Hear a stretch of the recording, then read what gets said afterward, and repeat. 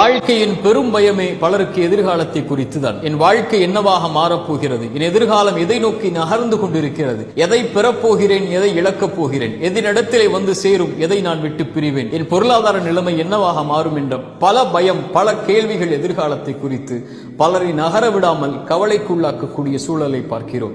இறைத்தூதர் நம்முடைய மனதை ஆற்றக்கூடிய வார்த்தைகளை சொன்னார்கள்.